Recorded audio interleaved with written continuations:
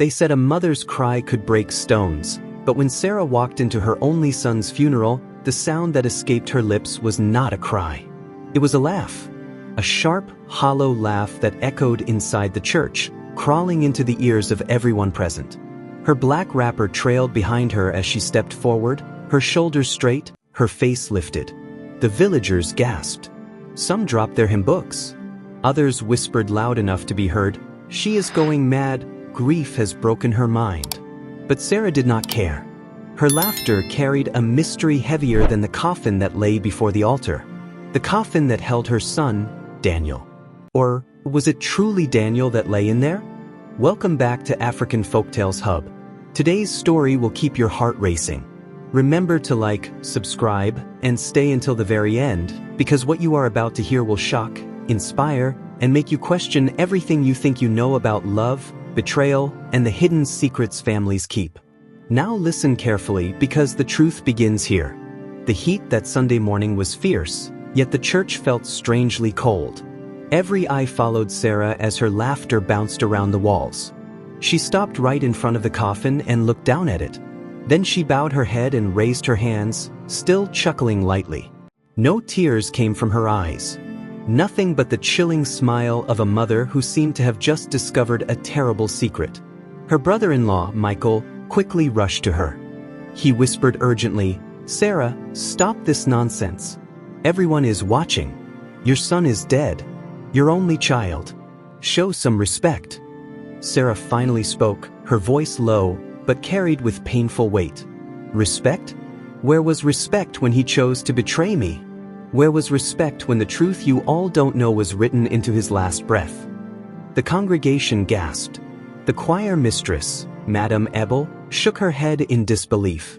Pastors exchanged worried looks. Whispers turned into murmurs, murmurs into louder accusations. Some women covered their mouths as they muttered, "She must have cursed her son." Others said, "This is witchcraft." But no one was prepared for what she revealed next. You see, Daniel was not just another boy. He was the pride of the village. 23 years old, handsome, brilliant, and destined to become a great man. He had studied in Lagos, returned to the village with a government job, and was the hope of his widowed mother. After his father's death 10 years ago, Sarah poured all her love, all her effort, all her sacrifices into raising Daniel alone. He was her reason to breathe, the fire that kept her alive through hunger, insult, and loneliness. So why would a mother laugh at such a funeral? That was the question everyone asked, and only Sarah had the answer. Her eyes rested on the coffin again, and like one telling a folktale, her words poured out. "Daniel walked into death with his own hands, but you all think he was a victim. No, my son was never truly my son." The church went silent. You could hear the click of a fly against the window pane. Sarah's laughter had turned into bitterness, and her voice rang like hot blades. Michael gripped her arm, trying to stop her from speaking further, but Sarah yanked her hand free. "You can silence me, Michael, but you cannot silence the truth anymore. Not today, not in front of the body of the boy I carried for 9 months. Let everyone hear it." Her words wounded the air. And just like that, curiosity filled the room more than grief.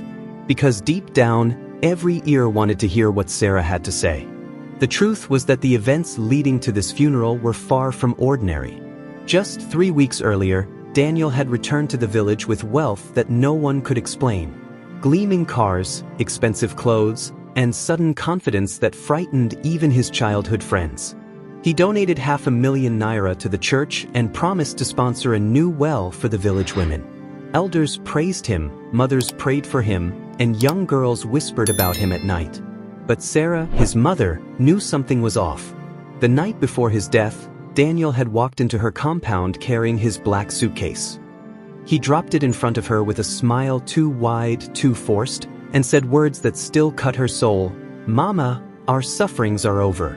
I have finally found the power that makes men kings." Sarah had looked into his eyes and had not recognized her son anymore. The next morning, his lifeless body was found on the narrow dirt road leading to the village shrine. His eyes were open, staring as if he had seen something too terrifying to describe.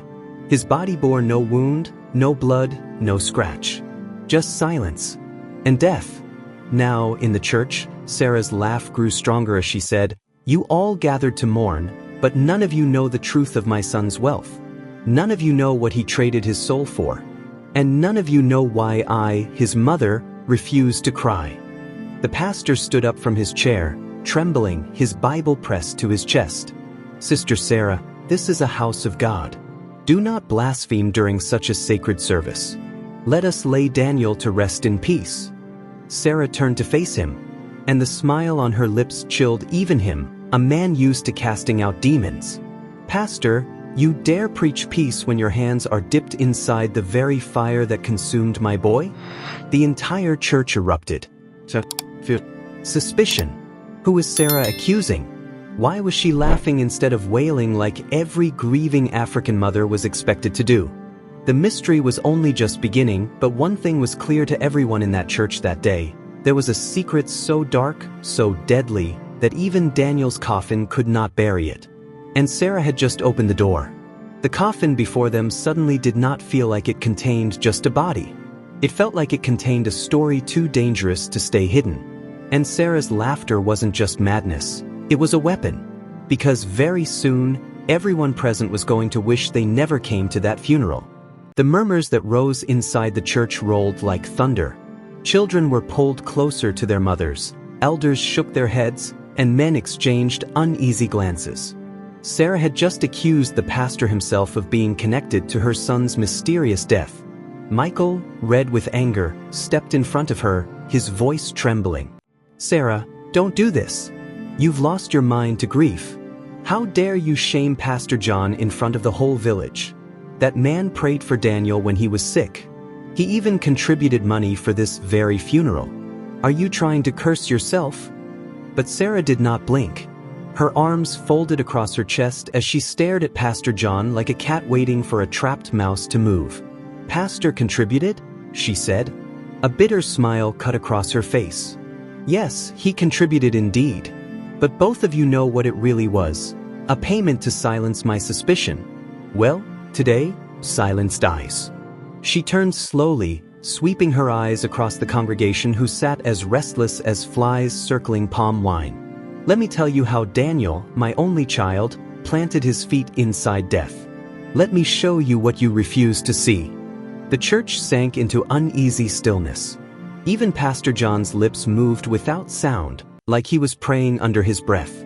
Sarah took a step forward and gripped the edge of the coffin. Her voice was steady, but her words were fire. "3 weeks ago, Daniel came into my room with new clothes, shiny shoes, perfume strong enough to choke the air. I asked him, 'My son, where did you get wealth like this overnight?' Do you know what he said to me? He said, 'Mama, doors opened when I sowed the right seed in the right soil.'" Her eyes darted to the pastor again. And guess who showed him where to sow? A frightened hush swept the church. Sarah continued, "That night, Daniel confessed to me. He confessed that Pastor John himself introduced him to a secret prayer group in the big town. A group that promised quick wealth and power if one was willing to sacrifice. At first I thought his youthful excitement was playing tricks on him. I shouted at him, told him never to repeat something so foolish. But Daniel smiled at me and said, 'Do not worry, Mama. Pastor knows the way. Pastor has blessed me. I will return tomorrow with the proof.'" Trembling voices broke out behind the pews. "Che, can this be true?" An elder spat on the ground. "Pastor, respond immediately." But Pastor John, a tall bald man with sweat pouring down his face, only wiped his forehead and shifted nervously. Sarah raised her voice over the uproar. The very next morning he came home with more money. He said the prayers worked. He said the doors had indeed opened. But what I saw in his eyes that day wasn't blessing. It was bondage. The boy I birthed had turned into a stranger. His jokes, his warmth, it was gone. He began staying out at night, roaming places even goats feared to pass. And the perfume he wore could not hide the scent of danger that followed him. Her voice began to tighten, cracking. For the first time tears threatened, though still they refused to fall. I begged him. My knees touched the ground like I was his servant. I told him not to go again to that circle of darkness. But he only said, "Mama, you suffered too long. Let me take away your shame. Let me carry power, even if it costs me." An old woman in the back wailed softly into her headscarf. Others clapped their hands in disbelief, whispering prayers of protection under their breath. Sarah's voice sharpened. 2 days later, before they found Daniel's body by the shrine, he entered this very church with his gifts. He bragged that God had blessed him. "You all clapped, did you not? You clapped." Her hand slammed against the coffin. But did you see how his smile didn't reach his eyes? Did you notice how the shadow of his soul stayed behind him? No, you were too busy receiving his donations. One man stood up angrily. "Woman, stop tarnishing the reputation of this church and its pastor. What proof do you have except your grief and bitterness?" Sarah slowly faced him, her laughter creeping back like smoke. "Proof? Do you want proof?" she asked, her tone chilling. "Then hear this. The night they found Daniel dead, there was a mark on his palm. A mark shaped as if something had been burned into it. And when I asked Michael to look at it with me, do you know what he did? He told me to keep my mouth shut." She stared directly at Michael. "Tell them, brother-in-law. Did I not call you in the dead of the night to show you the strange mark on Daniel's hand? Did you not tell me it was nothing but mosquito bite, and yet his body turned cold without a wound? Speak now if I am lying." Michael's lips parted, but no words came. His eyes darted nervously toward Pastor John. And it was in that moment the congregation smelled the truth.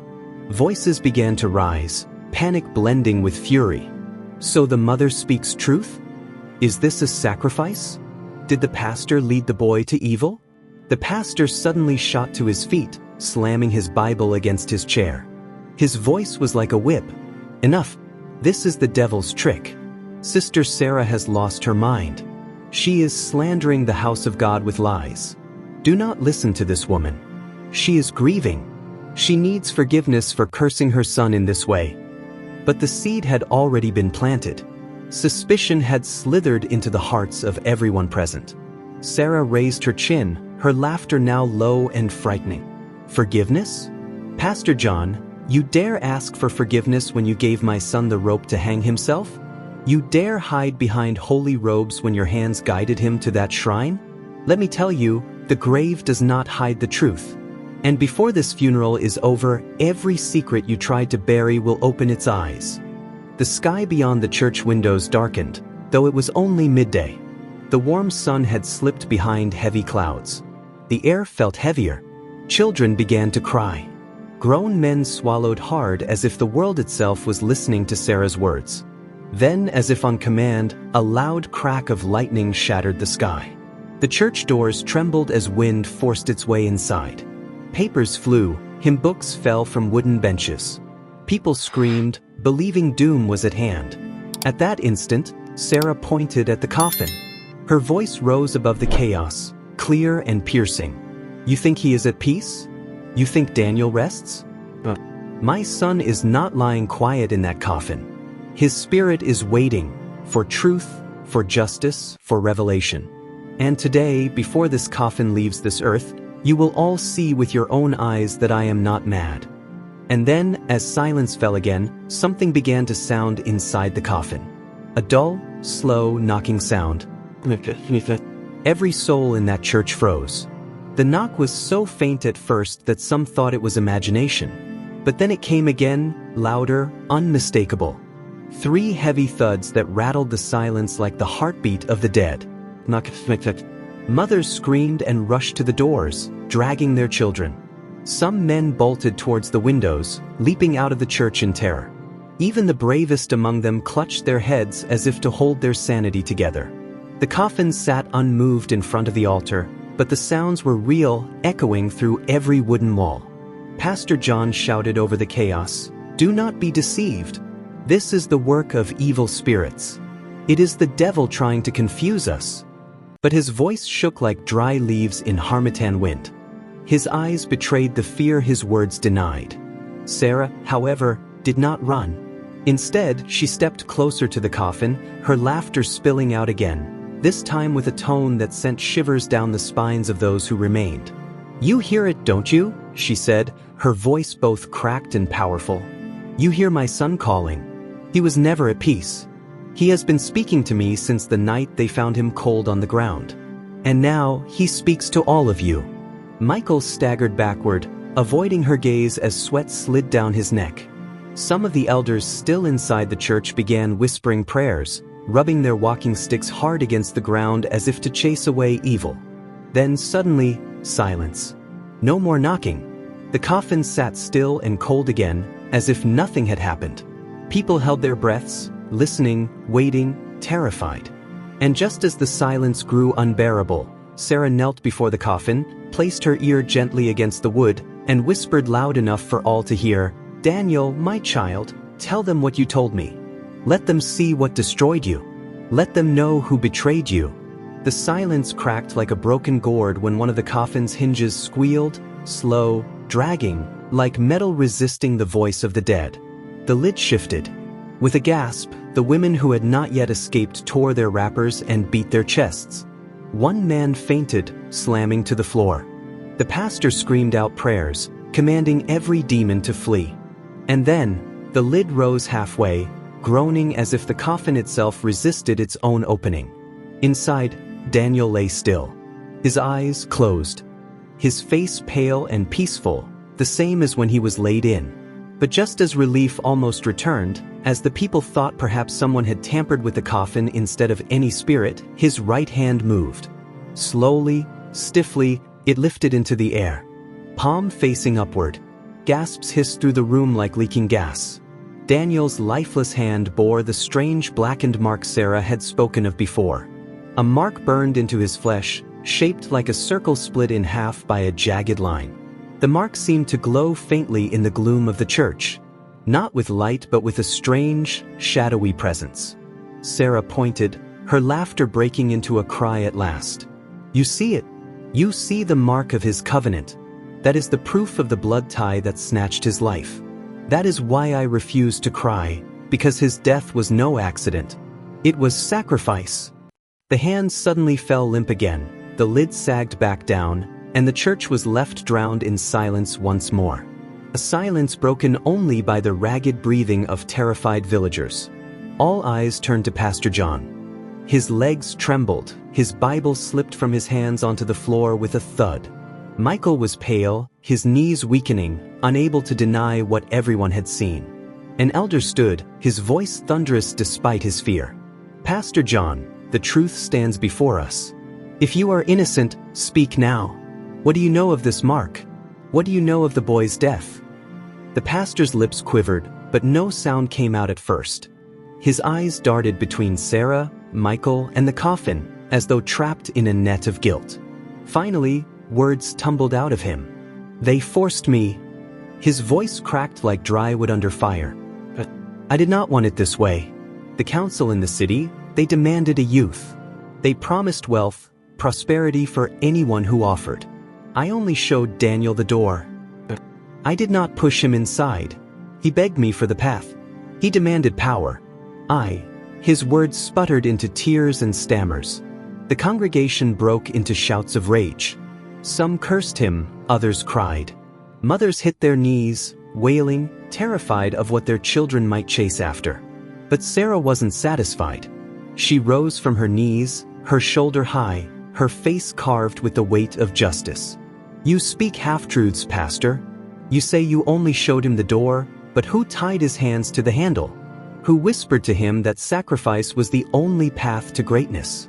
Who ate at the table of blood and returned to break communion bread in this house?" Her words pierced like arrows, each one lodging itself in the heart of the frightened believers. All eyes fell on Michael too, who shook his head vigorously, trying to wash away the guilt from his body. But Sarah's fingers shot like lightning toward him. "And you, Michael, do not pretend. Did you not know?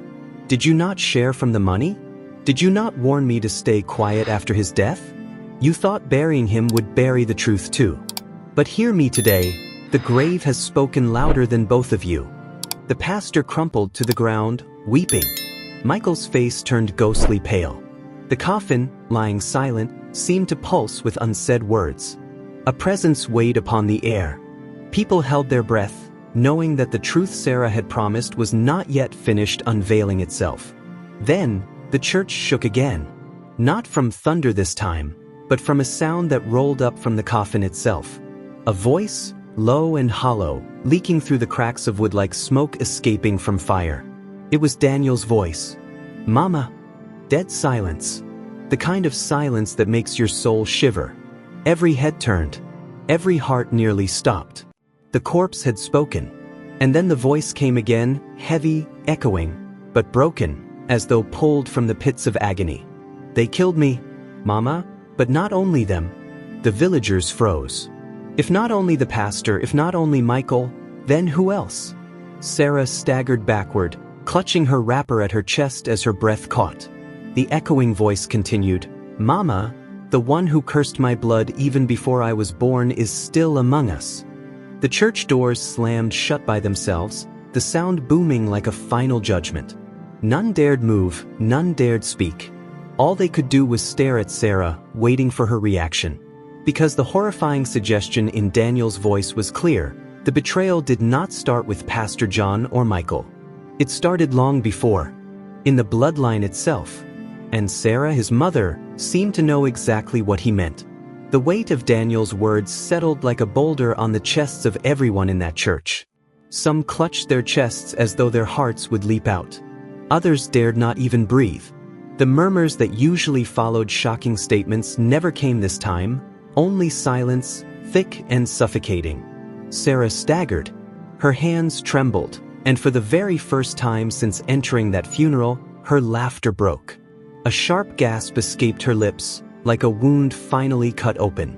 "No," she whispered. "Not that, not here, not now." The voice from the coffin lingered in the air, as if pressed against the ears of every soul present. Though Daniel's body lay still, the words felt alive. "Mama, the blood was cursed long before me. They only collected what was already owed." The pastor crawled backwards on his knees, whispering prayers in a panic. "Lord, forgive us, Lord, forgive us." Michael held his head in both hands, swaying as though dizzy, muttering, "This is madness. It cannot be true, it cannot." But Sarah knew. She had always known. And now, standing before the coffin in front of hundreds of horrified villagers, she could no longer bury the truth like they buried her son. She straightened her wrapper, raised her chin high, and spoke with a voice raw and heavy. "Yes, I know what he speaks of. I kept this secret hidden for over 2 decades, believing silence was protection. But silence only carried death into my house. Now you must hear it, all of you. The curse began not with Daniel, but with me."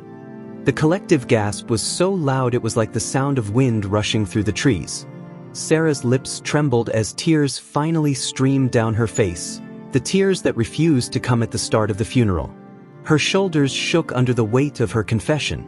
And then she began to tell the story. "Many of you remember the day I married John, my late husband. It was a day of celebration, but what you did not know was that even before marriage, my womb was not clean.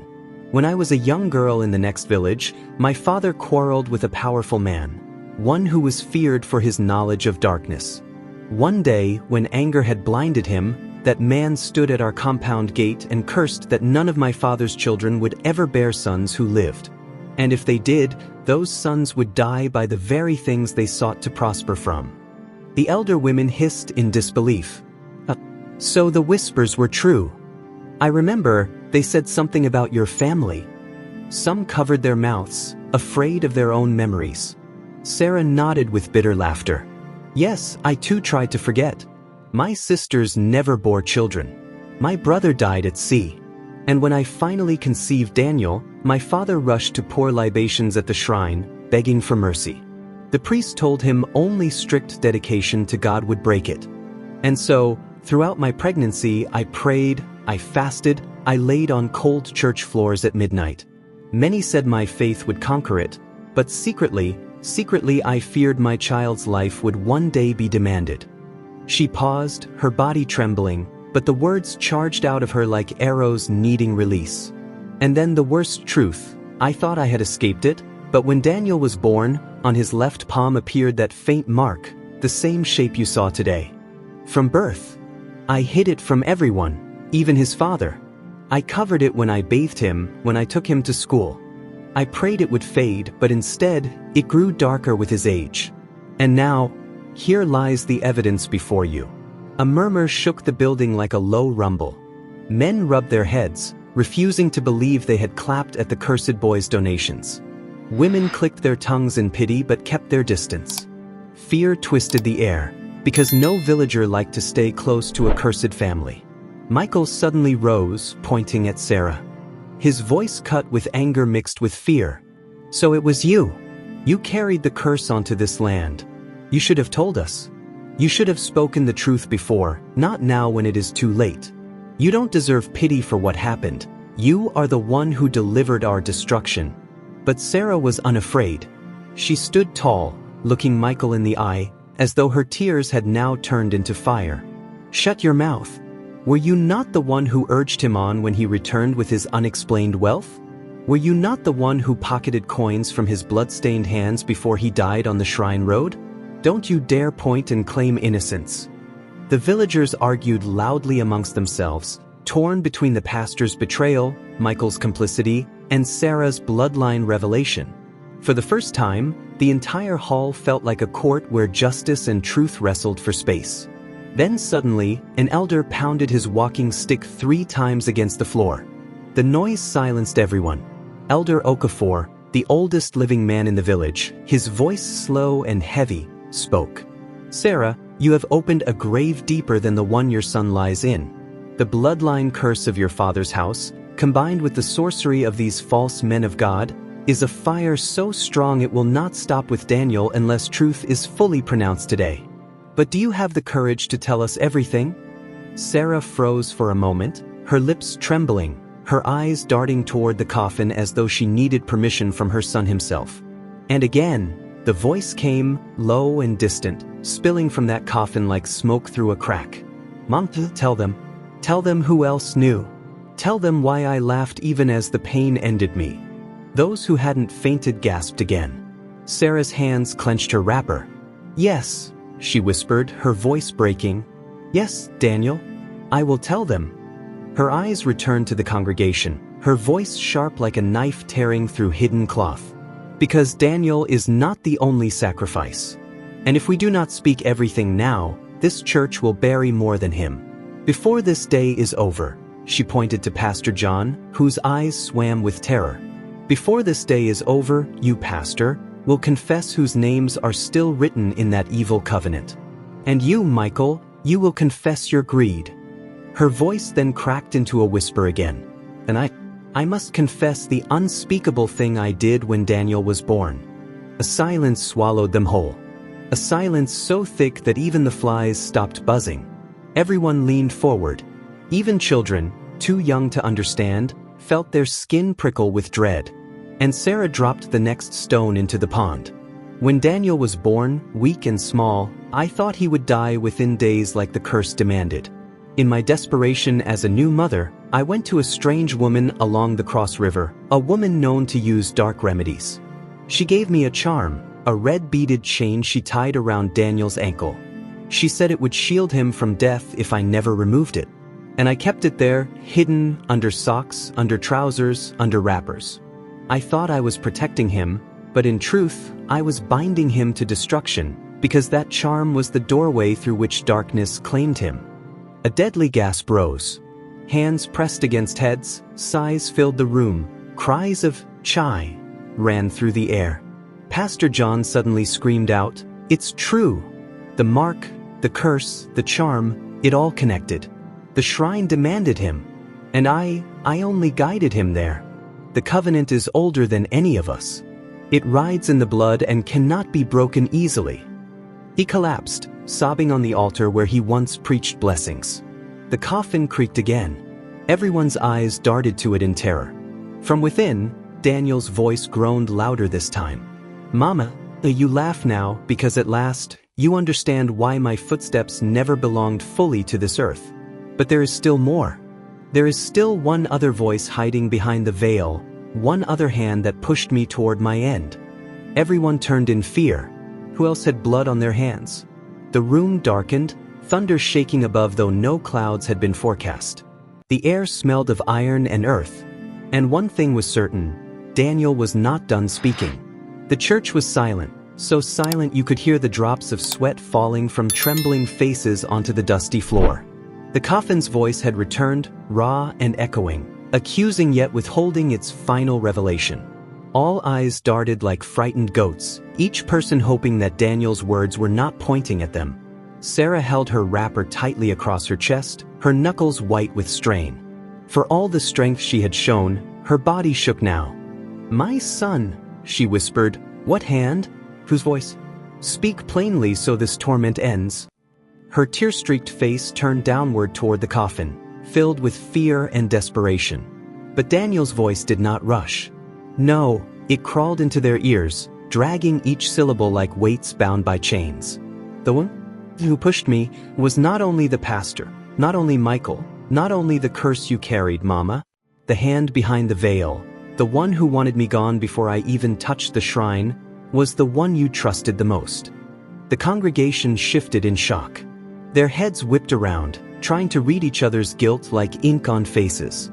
But Sarah's eyes widened suddenly as if stabbed with memory. She turned slowly, her gaze locked like a beast upon prey. Her finger lifted, trembling but firm, pointing directly at Elder Okafor, the oldest man in the village. The gasp that escaped from the crowd was louder than thunder itself. Some women grabbed their heads and cried out. Others pleaded, "No, not the elder. Not the pillar of our land." Elder Okafor did not flinch. He stood straight, leaning on his wooden staff, face carved in expressionless stone. His eyes, hidden but sharp behind wrinkles, looked directly at Sarah, then at the coffin, and then back at the crowd that demanded truth.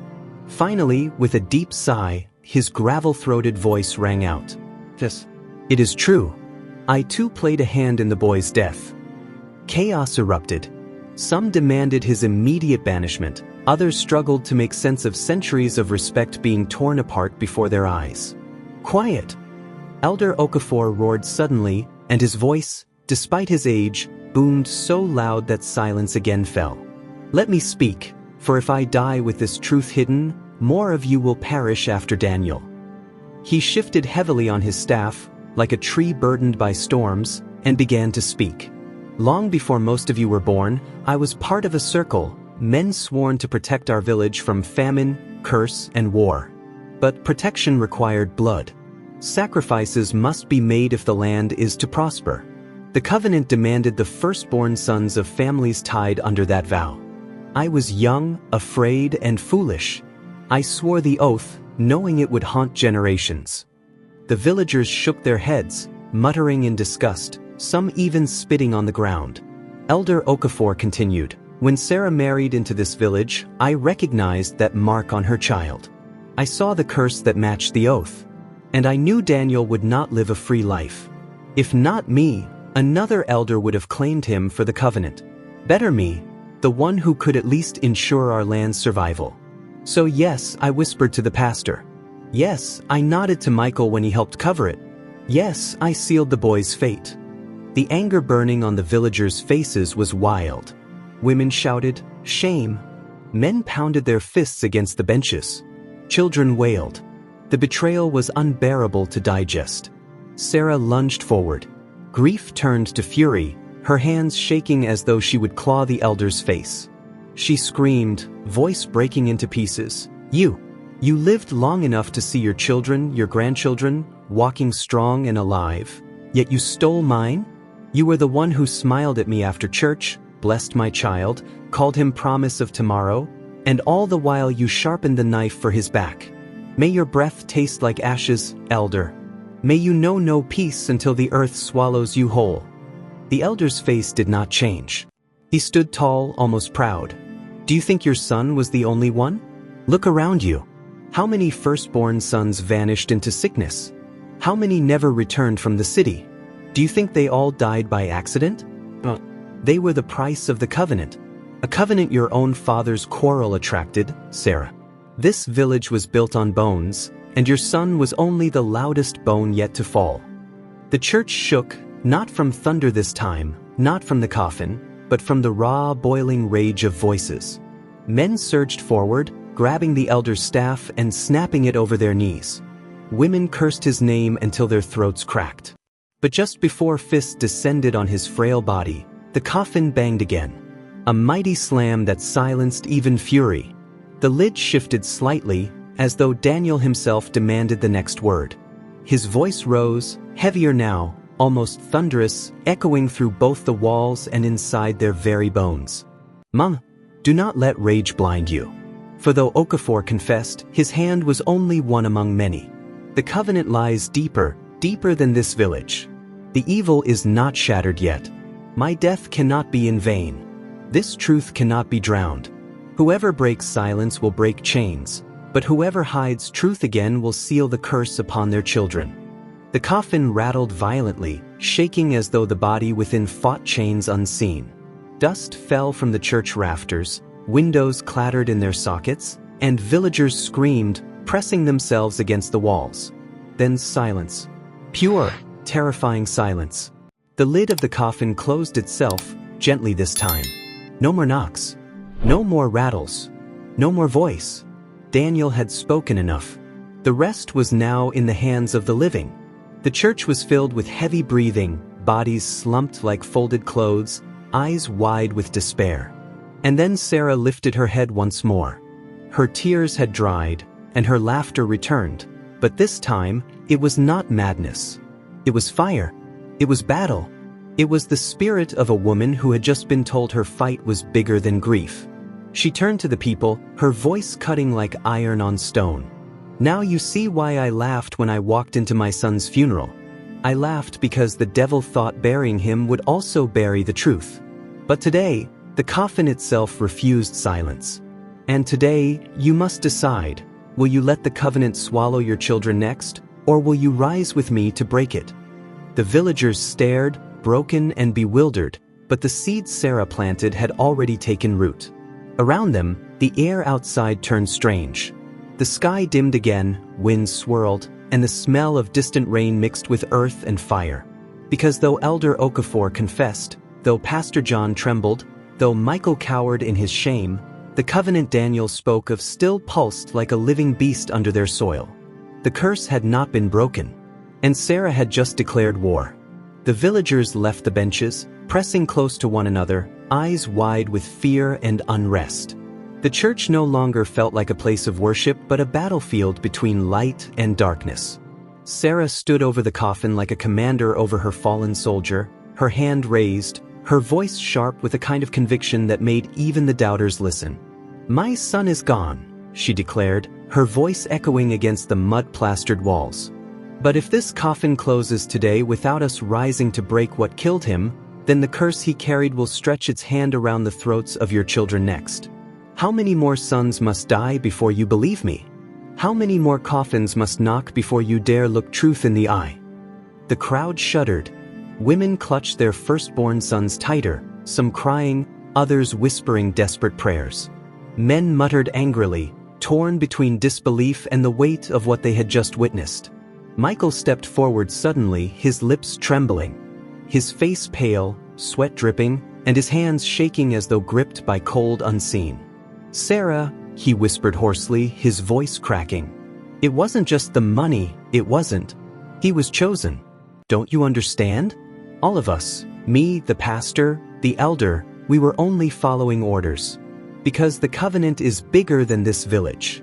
It goes beyond our rivers, beyond our land. There are men, powerful men in the cities, in the government, who drink its blood. They warned us, anyone who rebels suffers worse than death.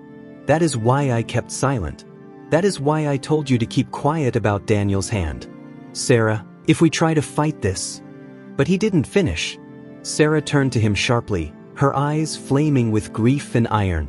"Michael, you bathed in the blood of family and now you tremble at the stain on your soul? You think silence saved you? Look at where it has brought us. Look around you.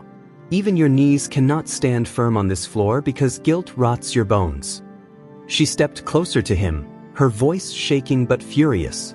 "The curse may have chosen my son, yes. But do not hide your greed beneath the shadow of tradition. You pushed him further into it, You pocketed death and called it coins. If I must war against the covenant itself, I will start with men like you, who betrayed blood for temporary wine." Michael's legs gave way, and he collapsed to the ground, clutching his head and wailing, "Forgive me! Forgive me! I thought wealth would heal my shame. I thought silence would protect us. I did not know the curse would come so fast.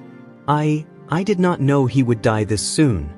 His wails filled the room, but nobody rushed to console him. Instead, all eyes shifted again to Elder Okafor, who still stood unmoving though his staff lay broken. The elder's voice cut through Michael's cries like a blade. "It is not enough to expose truth, Sarah. The covenant will not shatter because of words or confessions. If you want to war against it, you must challenge it where it lives. And you know well where it lives." Sarah's shoulders tightened. She knew, she knew. The shrine. The same shrine where Daniel's body had been found lying cold, eyes wide and mouth twisted in the shape of unspeakable horror. The shrine where the covenant's roots dug into the very soil of her people's land. Her breath came heavy. "Then that is where we will go," she whispered, almost to herself, before raising her voice like thunder. "If chains live in the shrine, then we will shatter them in the shrine. Not tomorrow. Not next week. Today. My son's funeral will not be burial of shame, it will be battle of freedom." The crowd erupted in gasps. Some shook their heads violently, refusing the thought of defiling sacred ground. Others whispered that it was suicide. Entering the shrine meant facing powers that had swallowed generations whole. Pastor John stumbled to his feet, hair matted with sweat, face streaked with tears. "Sarah, you don't know what you speak of. That shrine has been there before I was born, before you were born. The covenant is guarded by forces unseen. You walk to your death if you think mere anger will destroy it." But Sarah was unshaken. She lifted her chin high, and for the first time, her laugh was not bitter nor broken. It was strong, loud, cutting like a war drum. "Death has already knocked on my door, Pastor. It feasted on my only son. What else can I fear from it? If I must join him, let it be doing what none of you dared, breaking the knife that has been cutting this land for too long." A few villagers rose to their feet, hope flickering under their fear like sparks in dry grass. A young man, Tund, son of a fisherman, stepped forward and declared with trembling voice, "If she goes, I go too. Too many of my friends have vanished into the city, never to return. Perhaps the curse ate them as well. I will not wait to see my younger brothers swallowed." Another woman, Ngozi, clenched her fists and spat on the ground. "I lost 2 sons before they reached 10. If her fight breaks what killed them, then my hands too will carry stones to that shrine." One by one, more voices echoed, half in fear, half in rising courage. But the elder's eyes narrowed, his voice stern. "Do not be fooled. If you march without understanding, the shrine will consume you as it consumed Daniel. You need more than courage. You need to know the old paths, the rituals, the invocations. The covenant feeds on blood. It must be answered with sacrifice. But who among you is ready to pay that price?" The entire crowd froze. The air grew suffocating. Sacrifice?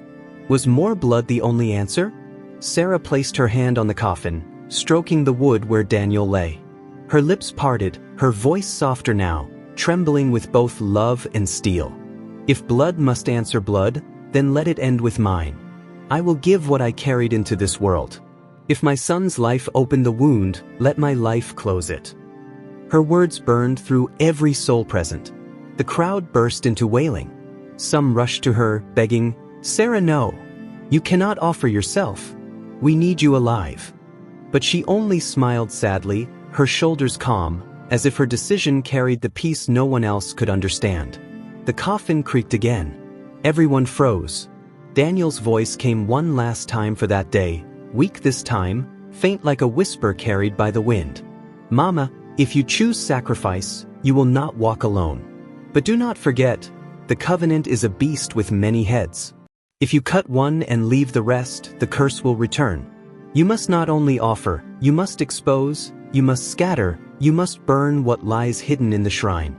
Then silence. The coffin fell completely still, as though Daniel had given his final instructions and withdrawn at last. Sarah straightened herself, her eyes blazing with resolve. She faced the people, her voice steady, commanding. "Then it is settled. This coffin will not go from this church to the graveyard. It will go with me and every soul willing, to the shrine. Daniel will not be buried under lies. He will be buried as a warrior whose death sparked freedom." The church shook with cries, protests, and chants all at once. But amidst it all, she stood unmoved, her laughter tearing through the fear, echoing out into the world beyond the walls. The journey to the shrine had begun. And outside, the clouds swirled darker, as though the heavens themselves knew a war older than memory was about to ignite. The sun was swallowed by clouds as Sarah led the villagers from the church, the coffin of Daniel carried on stout shoulders. The sound of their footsteps against the dry earth was both heavy and trembling. Each man and woman knew they were marching toward the belly of something ancient, something unspeakable. Sarah walked in front, her wrapper tied tightly around her waist, her head high. She carried no fear in her steps, only the strange calm of someone who had already embraced her fate. Behind her, the villagers sang no hymns. Instead, the air was filled with murmurs of prayers and the muted cries of mothers clutching their sons. The shrine lay at the edge of the forest, where the trees grew tall as towers and darkness lingered even in daylight. By the time the group reached the narrow path leading there, the wind had begun to howl, a sharp whistle that sounded like the voices of the dead themselves urging them to turn back. But Sarah did not stop walking. At the boundary stone, a few villagers fell to their knees, wailing, refusing to go further. "This place is death, Sarah. It has swallowed those braver, richer, wiser than us. Leave the coffin, let us run." But Sarah turned on them, her words fierce as fire. "If you flee now, then you flee into darkness that will only follow you home. Every door in this village will become a grave if we do not tear out this curse by its roots. If you love your children, do not turn your back today. You will not find safety in silence." Her words cut through their fear. Slowly, some found courage again, rising to their feet though their legs wobbled. Together, they pressed on. Then, at last, the shrine came into view. It was older than memory itself, a stone circle carved into the earth, overgrown by roots that twisted like veins, with markings etched across the rocks. The symbols glowed faint green when the wind rushed over them, as though alive, breathing. At the center lay a flat altar stone, stained deep with centuries of offerings. The air was thick, heavy, choking. The birds of the forest had long abandoned this place. The instant the villagers arrived, the coffin began to shake violently. The men carrying it nearly dropped it to the ground. Gasps and shrieks filled the air. But Sarah stepped forward, her eyes fixed on the altar stone. "This is where it ends," she declared, her voice trembling but strong. "This is where my Daniel was bound and broken. This is where lies will be burned." Suddenly, the old elder Okafor's voice boomed behind her, as though the shrine itself had lent him power. "Be careful, woman. Do not think a single sacrifice, a single torch, will undo generations of blood. If you attempt to break it wrongly, you will feed it further. It will take you, and it will take those who followed you here. Are you prepared for that?" Sarah spun on him, her voice like a whip. "Prepared? I was prepared the day my son's life bled into this soil. You think I fear the altar? I birthed Daniel into a curse. If I must die to free the rest, I accept." The villagers responded with cries of both awe and fear. They looked on as Sarah marched, dragging the coffin forward herself. She set it next to the altar, her palms bleeding as would scraped her skin, but her resolve only hardened. And then, without warning, the ground beneath the shrine began to moan. Yes, moan, like something alive buried deep was waking. The altar pulsed with light, the markings glowing brighter. Branches snapped overhead, and the air filled with the cries of countless unseen voices. Men fell to their knees in terror. Women screamed. Children hid their faces. But Sarah threw back her head and laughed, the laugh that had shocked them at the funeral now echoing through the forest like the battle call of a lioness. She stretched her arms, facing the altar. "If it demands blood again, take mine. But I will not bow, I will not be silent, I will not feed you another son. Come, curse, face me." The wind whipped madly. The earth quaked so violently the villagers staggered. And then, from the cracks splitting open in the altar stone, something began to rise. Not a man, not an animal. A shape made of shadows and whispers, eyes burning like coal, its form twisting as though it was many and one at the same time. The ancient covenant had risen, called to defend the roots of its power. The villagers shrieked in terror, some fleeing, some frozen. Those who stayed saw it stretch its shadowed hand toward Sarah, its voice deep, unearthly, filling every ear. "You dare challenge me, woman? Many swore before me, none have lived to betray me. Your son was only the first fruit. Do you think you can end me with tears and laughter?" Sarah's chest heaved as she stood, unflinching despite its voice pressing into her bones. She lifted Daniel's coffin lid, revealing his still body inside. And though his lips did not move, the mark on his palm glowed again, flickering like fire. The shadow recoiled slightly, hissing. The mark had become its own enemy. Sarah raised her voice, a thunder from her chest. "This coffin shall not be your victory, it shall be your grave. Daniel's blood will not feed you, it will chain you." And with that, she pressed her palm against her son's hand, blood from her cut fingers mixing with the cursed mark. Light burst like lightning across the shrine. The shadow screamed with hatred, twisting and pulling itself back, as though torn between devouring and being devoured. The altar cracked further. Roots tore loose from the earth. The voice of Daniel echoed once more into the night. "Mom, you are close, but not enough. One more secret yet hidden must be revealed. One more truth must break before the chain snaps, or else the curse will sleep instead of die." The villagers collapsed in dread.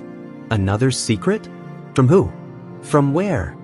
But Daniel's voice faded, the light dimmed, and the shrine shook louder, rocks falling, the shadow bending and swelling like a storm about to explode. Sarah knelt by the coffin, her laughter fading into sobs at last. She whispered, "Then let the truth tear itself free. Let every secret come crawling to the light, whatever it is." And then, the shrine split wide with violent thunder, swallowing half the altar, belching fire and smoke into the sky.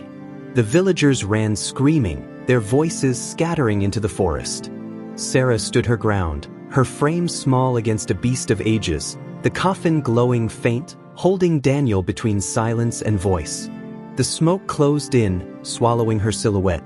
The shadow roared as if half dying, half awakening.